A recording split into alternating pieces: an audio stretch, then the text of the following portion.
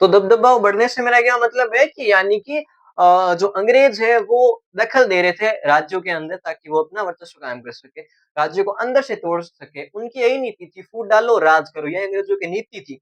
अब उन्होंने फूट डालो राज करो से क्या किया, 1838 के आस-पास उन्होंने जो कोटा रियासत थी, कोटा रियासत को तोड़ के एक झालावाड़ रियासत और बना दी, ठीक है? झालावाड़ रियासत और बना दी। कोटा रियासत पहले से थी। कोटा में उन्होंने बहुत सारे चेंजेस किए। उन्होंने अपने आधार से सीमा निर्धारित करके झालावाड़ रियासत और बना दी 1838 में, ठीक है? और एक आप मान सकते हो कि भारत में सबसे ज़्यादा लोग हैं ना, वो सेंसिटिव किस चीज़ पर है? यानी कि वो सबसे ज़्यादा गुस्सा किस चीज़ पर हो जाएँगे? तो मैं बोलूँगा कि धर्म के ऊपर लोग बहुत ज़्यादा वैसे करते हैं, ठीक है? तो धर्म उन्होंने क्या किया 1832 या 33 के आसपास 1833 के आसपास एक एक्ट पारित किया, ठीक है? उस एक्ट के अकॉर्डिंग क्या था? उस एक्ट का नाम है चार्टर एक्ट। अब उस चार्टर एक्ट के अकॉर्डिंग क्या था? चार्टर एक्ट के अकॉर्डिंग ये था और उन्होंने मैं बताऊँगा कि उन्होंने चार्टर एक्ट पारित क्यों किया? अब देखो, आप कोई लड़ाई में जा रहे हो, अब आपके सामने एक हिंदू है, एक मुस्लिम है, आपको दोनों में से एक आदमी को चुनना है, आप हिंदू हो। तो ज़्यादातर लोग हिंदू वाले के पास जाएँगे। हालाँकि वो उसे नहीं जानता, लेकिन वो बोलेगा ये मेरा भाई है। क्योंकि हमारी धारणा ही ऐसी है, हमारी स्टार्टिंग ही धारणा से अगर आप नास्तिक हो ना और अगर आप मंदिर जाते हो, तो आपके मन में एक बार तो एक ऐसा ज़रूर आएगा कि भाई हाथ जोड़ लूँ मैं। भले ही आप नास्तिक हो, एक बार आपके ब्रेन में ऐसा ज़रूर आएगा। उसी तरीके से ये नीति थी और 1857 के आस-पास तो बहुत ज़्यादा था ये। कि हिंदू है, मुस्लिम है, ये सब बटा सत्तन के पास बहुत ज़्यादा था। तो आप क्या करोगे? हिंदू वालों के पास चले जाओगे। अब इसी तरीके से अंग्रेज़ों ने किया, अंग्रेज़ों ने धर्म परिवर्तन करवा दिया उनका। कैसे? उन्होंने बोला तुम ईसाई बनो, हम तुम्हें अपनी तेरी ज़मीन वापस दे देंगे। या फिर ये बोला कि अंग्रेज़ जो हैं या फिर अंग्रेज़ों की जो बढ़ती है, अंग्रेज़ों की सेना है उसमें हाई पोस्ट दे देंगे। क्यों? क्योंकि आप हमारी तरह ईसाई हो। ये था चार्टर एक्ट, ठीक है? इसी तरीके से वो अपना वर्चस्व और भी ज़्यादा कायम करने लगे। अब इस हिसाब से लोगों को लगा कि ये तो हमारी धर्म पर वो क्या है, सीधा वार कर रहे हैं ये तो। लेकिन तब भी वो लोग चुप रहे, ठीक है? ये तो सीधा हमारे धर्म पर वार कर रहे हैं, फिर भी वो लोग चुप रहे थे। तो ये कौन-सा था? चार्टर एक्ट था।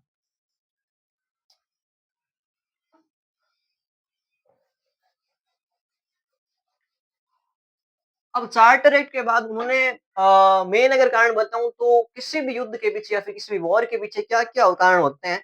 अगर देश के अंदर की लड़ाई हो तो उसका मेन कारण क्या है? आर्थिक। आर्थिक उन्होंने कमज़ोर कर ही दी। कैसे? बहुत सारी ज़मीनें हड़प ली। उसके बाद उन्होंने ईसाई लोगों को बाँट दिया, इससे धर्म भी परिवर्तन हो गया, यानी धर्म धार्मिक भी कारण हो गया। उसके बाद क्या था, जो सैनिक थे वहाँ के, उनके साथ भेदभाव करने लगे। जो सैनिक सेना में भर्ती थे उनके साथ भेदभाव करने लगे। क्यों भेदभाव करने लगे? क्योंकि वो ईसाई होते थे, उन्हें ऊँची पोस्ट दे देते थे। ठीक है? या फिर इनकी जो बाकी भारतीय के लोग थे, यानी भारत के जो सैनिक बने थे, उन्हें बहुत ज़्यादा कम पैसे देते थे या फिर उन्हें अ, ऊँची पोस्ट पर तो उनका नाम ही नहीं था। कोई भी भारतीय जो था, जो सैनिक बना, वो ऊँची पोस्ट पर गया ही नहीं। बहुत कम लोग थे जो ऊँची पोस्ट पर गए थे और बाकी सब नीची पोस्ट पर थे। अब आगे बढ़ते हैं। अब मेन कारण जो तात्कालिक कारण था, इतने सब कारण हो गए, लोग भूखे मरने लगे, सल्तनत कम हो गई, रियासतों को हड़प लिया। अब इन सब कारणों के बाद जो एक और कारण था, वो थी वो बंदूकें वाली। अब देखो, जो अंग्रेज थे, वो इतना वर्चस्व कायम कर चुके थे कि वो अब क्या करें, आराम से राज कर लें। अब उन्होंने इसलिए क्या किया, 1832 के आसपास एक छावनी बना, मतलब एक मान सकते हैं कि राजपूत राजपूताना इंडस्ट्री नाम, 1 मिनट, राज इन्हें क्रॉप करिए। 1832 में उन्होंने क्या किसकी स्थापना की? तो राजपूताना रेजिडेंस।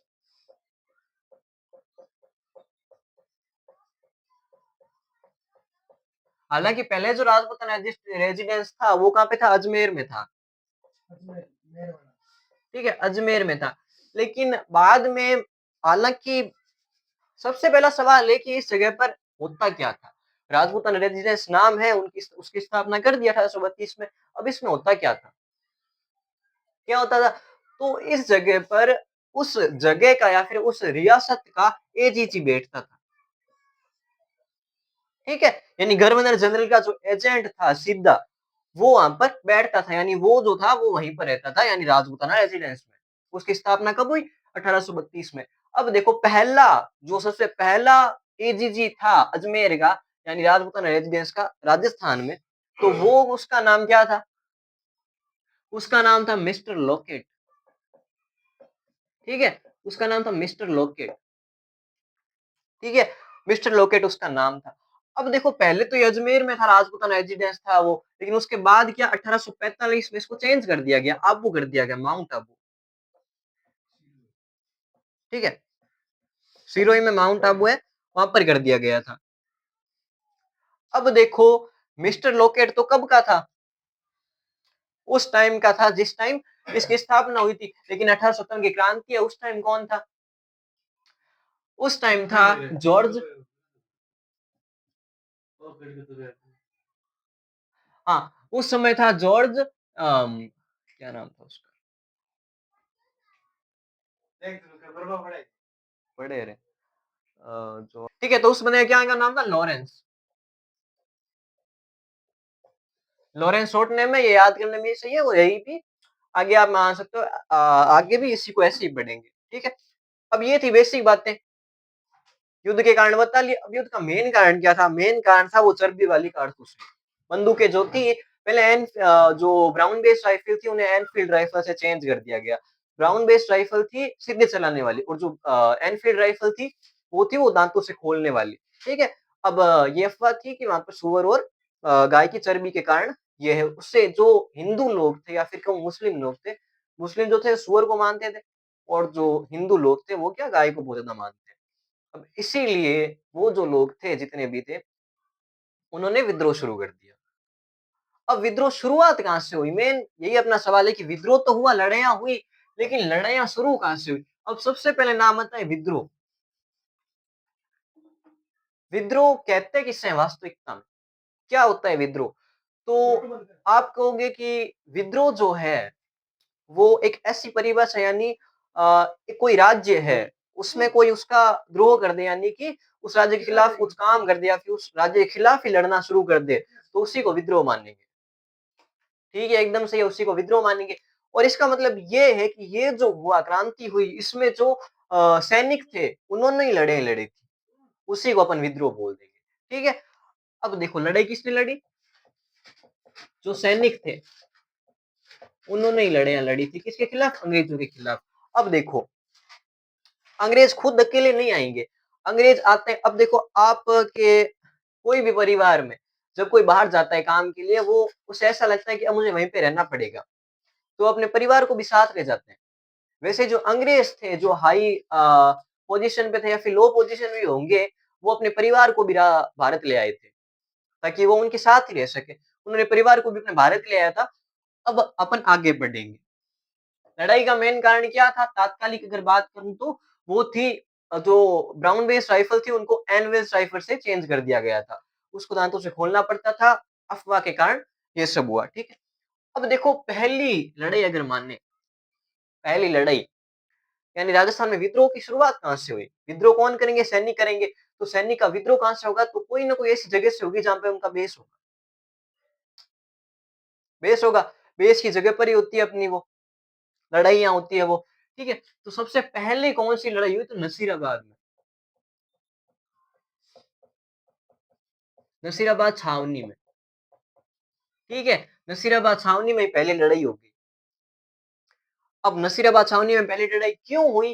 तो जो क्रांति थी, यानी राजस्थान में जो 1857 की क्रांति थी, उससे बहुत सारे लोगों ने मिलकर, यानी जो क्रांतिकारी थे उन्होंने मिलकर तय किया कि हम ये क्रांति 30 मई को रखेंगे, यानी 30 मई 1857 को रखेंगे। लेकिन बाद में कुछ ऐसी परिस्थितियां आ गई कि उन लोगों ने 30 मई को स्टार्ट ना करके 10 मई को ही शुरू कर दी थी। ठीक है? 10 मई की को ही उन्होंने शुरू कर दी, जो भी वो वॉर वगैरह थी, यानी क्रांति थी, वो 10 मई को शुरू कर दी थी। कहाँ से हुई थी? मेरठ से हुई थी। मेरठ से उसकी शुरुआत हो गई थी। अब जो मेरठ के लोग थे वो नसीराबाद आए। आए नसीराबाद, मेरठ के लोग थे। उन्होंने क्या किया कि जो अफ़वाह फैलानी शुरू कर दी कि जो आटा है, उसमें हड्डियाँ हैं।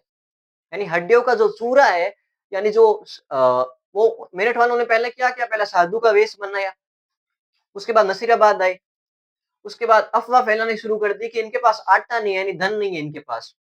इसलिए ये क्या कर रहे हैं, जो जानवरों की हड्डियों का चूरा होता है, उसे मिक्स करके सैनिकों को खिला रहे हैं, ठीक है? अब इसकी वजह से जो नसीराबाद था, उसकी जो छावनी थी, वहाँ पर विद्रोह शुरू हो गया। ठीक है? अब वहाँ पर विद्रोह शुरू हो गया और वहाँ पे लड़ाइयाँ होनी शुरू हो गई। वहाँ का जो कैप्टन था, उसको घायल कर दिया, उस वाइस कैप्टन को भी घायल करके सारी जो नसीराबाद छावनी थी, वो निकल गई अपनी। ठीक है? ये हुआ था नसीराबाद में। नसीराबाद में जो ऐसा मान सकते हैं कि विद्रोह का मेन अ, नेता कौन था? ठीक है? तो वो था बख्तावर सिंह।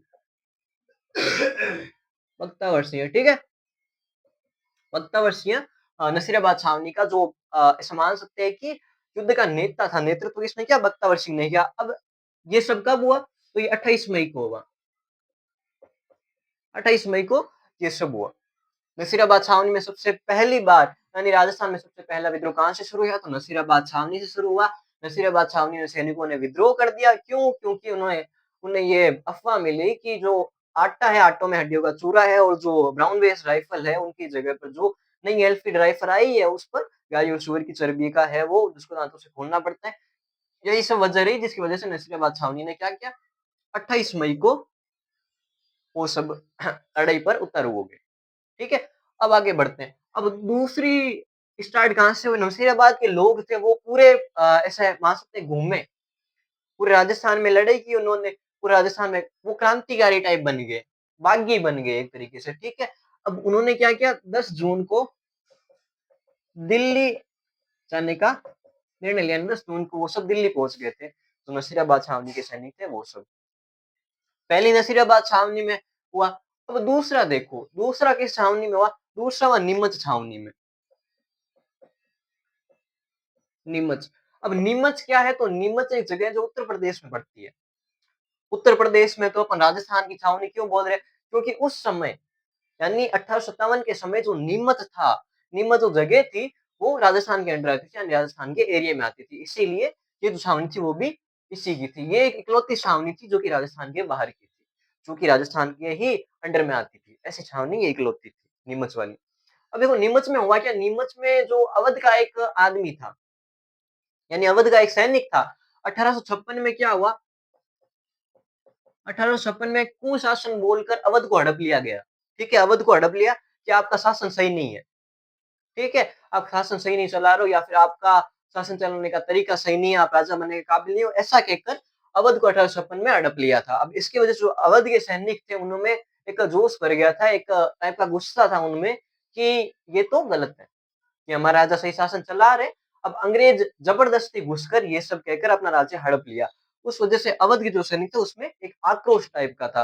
अब अवध के सैनिकों ने क्या किया? अवध के सैनिक वो जो नीमच छावनी थी, नीमच छावनी के अंडर भी जो सैनिक थे, उसमें से एक अवध का था। ठीक है? क्या नाम था उसका? मोहम्मद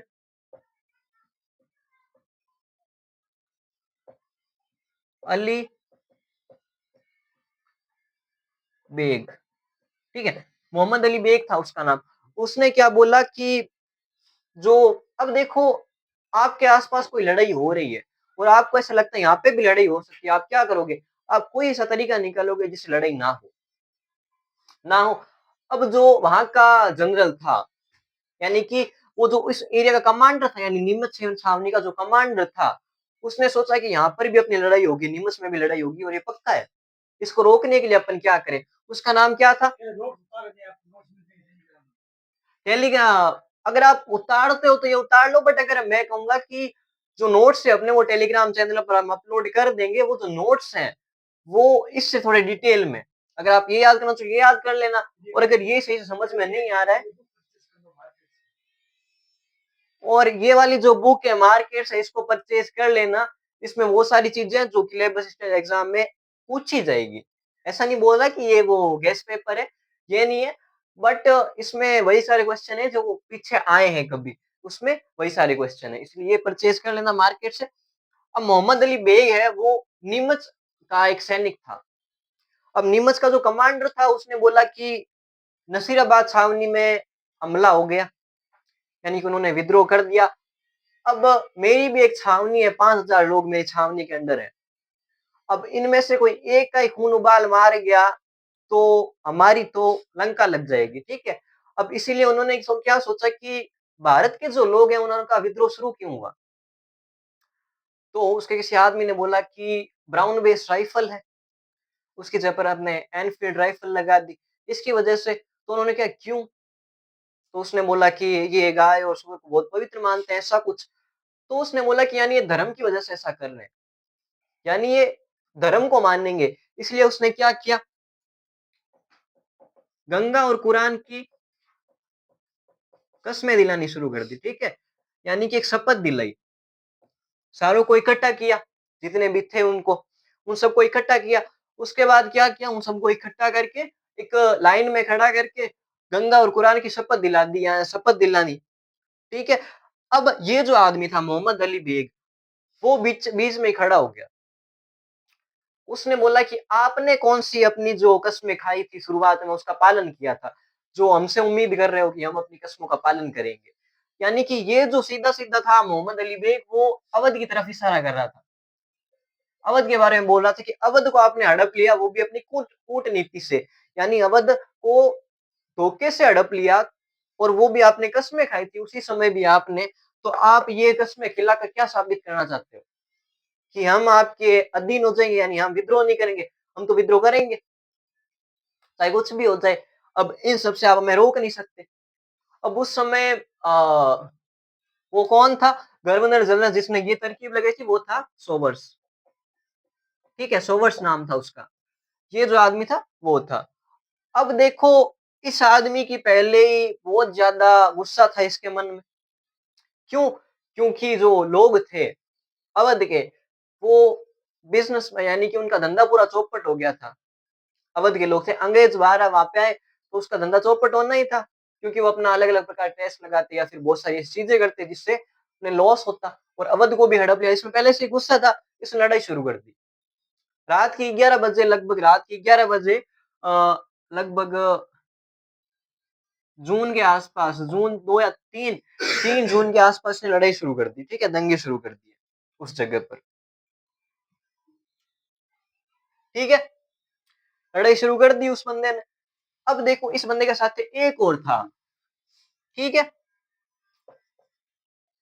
अब इतिहास में बहुत सारी चीजें ऐसी हुई है, यानी हिस्ट्री में 1857 की क्रांति में, जिस पर विश्वास करना थोड़ा मुश्किल है, तो मैं नहीं बताऊं तो ही सही है।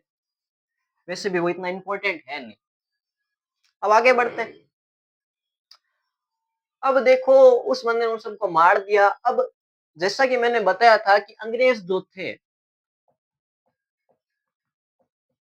अंग्रेजों ने क्या किया, जो अपना परिवार था, अंग्रेजों का परिवार था, उन्हें भी भारत बुला लिया था, ताकि वो उन्हीं के साथ रह सके। तो ये जो लड़ाई हुई, जो नीमच में लड़ाई हुई, नीमच में लड़ाई में क्या हुआ कि ये जो अंग्रेज थे, इनको तो मार दिया, भगा दिया, कुछ भी कर दिया, उन्हें बाहर निकलने पर मजबूर कर दिया। लेकिन जो 40 लोग थे, उनमें बूढ़े, बच्चे और जो महिलाएं थी, वो आती थी, ठीक है? अब जो भीड़ थी, वो तो अंग्रेजों के सामने जो भीड़ थी, यानी अपने सैनिक थे, वो उनके उनके सर तो गुस्सा चढ़ा हुआ था अंग्रेजों के खिलाफ। अब वो ये नहीं देखे कि 40 लोगों में कौन है। उस समय उनके ऊपर गुस्सा सवार था, तो ये लोग भागने लगे, भाग गए, ठीक है? ये लोग भागे। अब इनको एक किसान ने शरण दी, ठीक है? इनको एक किसान ने शरण दी, इन 40 लोगों को उनकी किसान ने शरण दी, और उसके बाद एक राजा था वहाँ, वहाँ का तो राजा हो गई, स्वरूप सिंह नाम का।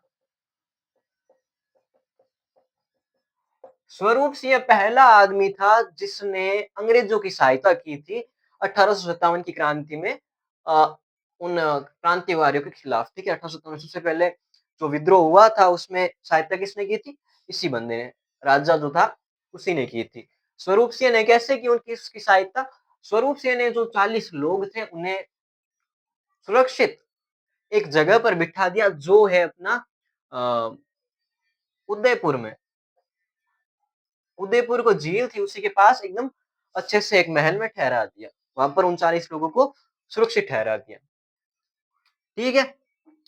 अब देखो, स्वरूप सिंह यहीं पर नहीं रुका, उसने अपनी सेना भेजी, किसको? सोवर्स को। 100 वर्ष को उसने सेना दी कि आप नीमच पर वापस अधिकार कर लो। ठीक है? नीमच पर आप वापस अधिकार कर लो। अब सोबर्स कह रहा है कि मैं अकेला नहीं जा सकता, या तुम्हारी जो सेना है वो ज़्यादा नहीं है इतनी कि मैं कुछ कर सकूँ। इसलिए उसने क्या किया, उसने अपने कोट्टा का जो था, उस समय का एजीजी, कोट्टा को जो था उससे बोला कि मेरी हेल्प कर, मुझे ज़रूरत है सैनिकों की। तो उसमें था मॉरिशस, उसने भी अपनी सेना भेजी और 6 जून को वापस नीमच पर कब्जा कर लिया। ठीक है? यानी जो नीमच का बेस था उस पर कब्जा कर लिया। आज की क्लास बहुत लंबी हो गई है। अगली क्लास में अपन पूरा टॉपिक कंप्लीट कर देंगे 18 सितंबर की क्रांति का। आज के लिए इतना ही। वीडियो को लाइक कर देना, चैनल को सब्सक्राइब कर देना और कमेंट में बताना कि 18 सितंबर की क्रांति के बाद कौन सा टॉपिक चाहिए। आज के लिए इतना ही। धन्यवाद।